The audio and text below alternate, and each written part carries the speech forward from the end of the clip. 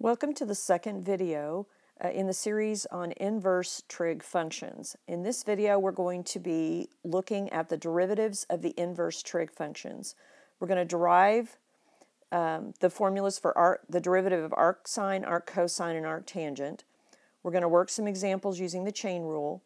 We're going to review the 6 basic inverse trig function derivatives and go over which ones you need to know cold, not all 6, and work some examples. So stay tuned. And I love the Far Side, so I hope you like this cartoon. Okay, so what I want to do here is I want to derive the formula. I want to derive the expression for the differentiation of trig functions. And we're going to start with sine.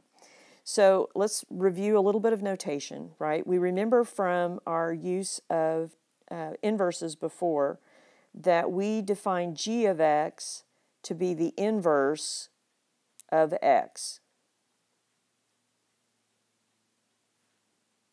The inverse of x. Okay, so that's one notation that we know.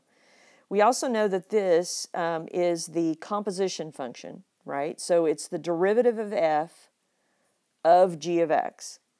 Now, the whole reason that we did this substitution was to avoid what I have here written in the formula for this. And that is the double notation with the inverse and the derivative.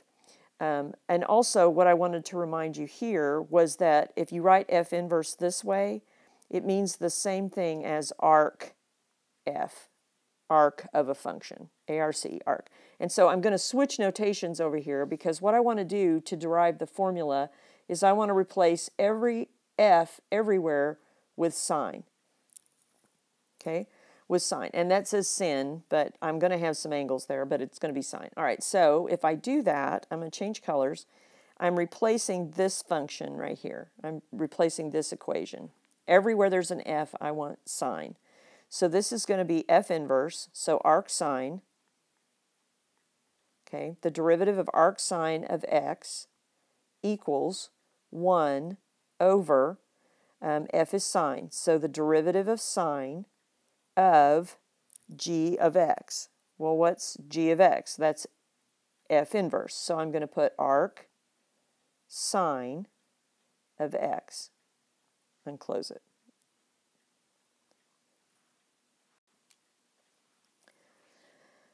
Okay, so here we go. So if you'll remember, the derivative of sine is cosine. Okay, so I'm going to replace that. So I'm just going to write the equal sign. I have 1 over the cosine of arcsine of x. Now, this looks like what we did in the previous video, where we used that expression to draw a really crummy right triangle. Just kidding, but it really is crummy.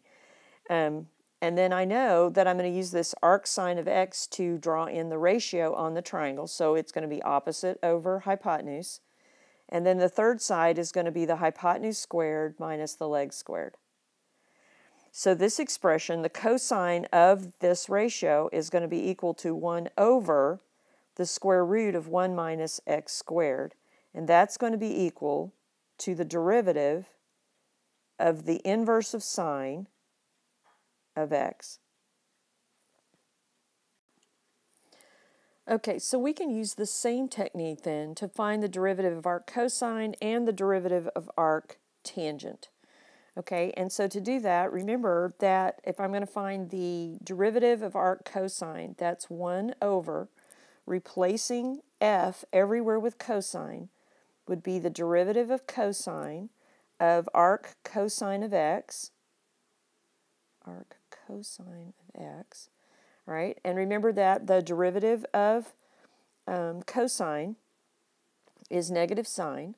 So this would be negative sine arc cosine of x. Remembering our right triangle. Okay, so what cosine would be this, x and 1. So this would be 1 minus x squared.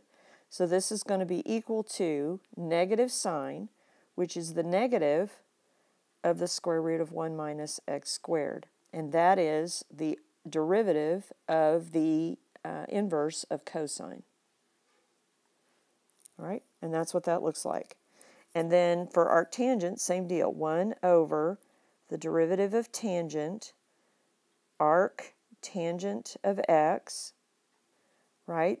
The derivative of tangent is secant squared.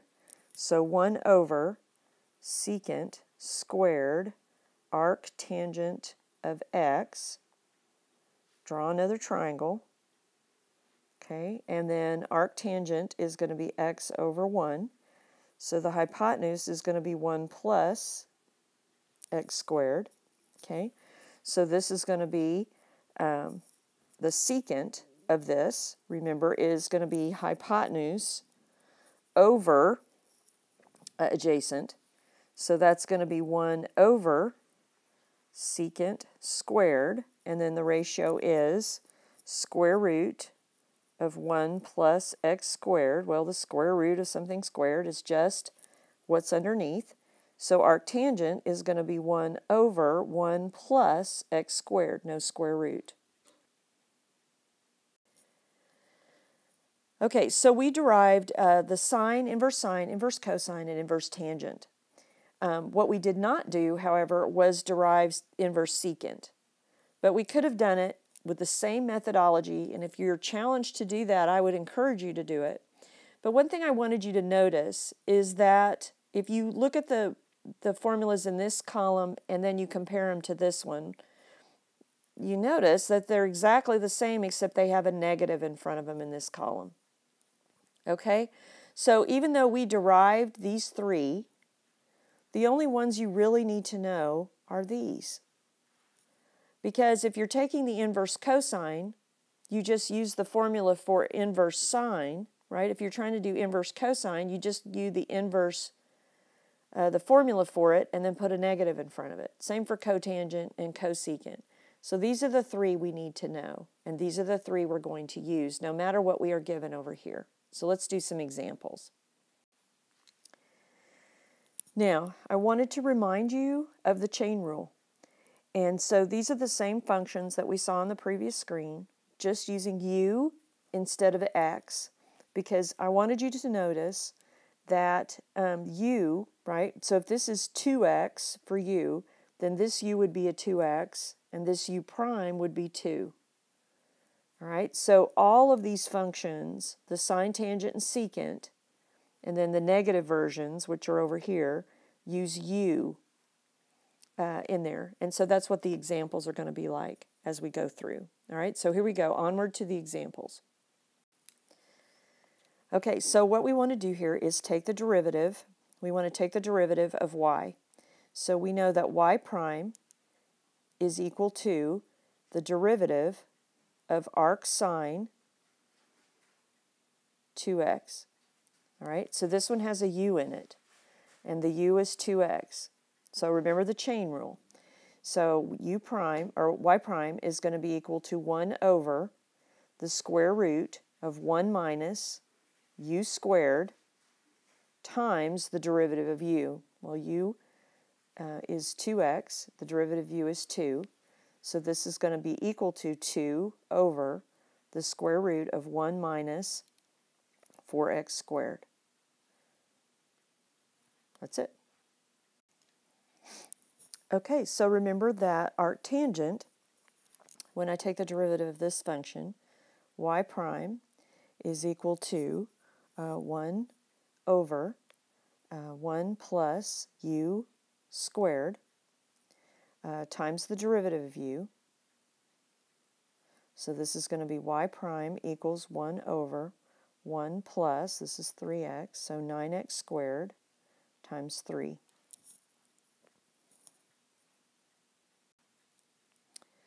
Okay, arcsecant, right? I'm just going to write what arcsecant is. Arcsecant over here is going to be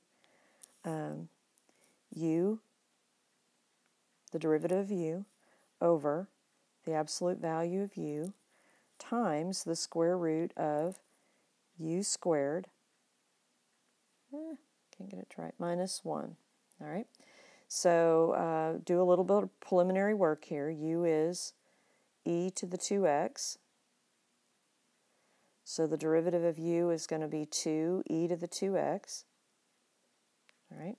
So if I take the derivative of the arcsecant, that's going to be the derivative, so 2e to the 2x in the top, u, which is the absolute value of u, which is e to the 2x, and then square root of e to the 2x squared minus 1.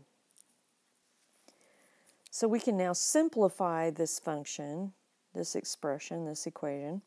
Notice that the e to the 2x in the numerator and the e to the 2x in the denominator with a times between here, that cancels. And so I'm going to be, it's a form of 1, right? So it's 2 over the square root of e to the 4x minus 1. Okay, one final example. We're going to find the derivative of arcsine of square root of x. So once again, I'm going to think about what u is over here. U is the square root of x, so that's x to the 1/2. And so if I take the derivative of that, u prime is 1/2 x to the negative 1/2. Come on, it's not writing very well. Okay, so then if I take the derivative of arcsine, right? Arcsine is the derivative, let's write it out, u prime over the square root of 1 minus u squared. Okay, so let's go ahead and find it then. I'm going to change colors again. Y prime is the derivative.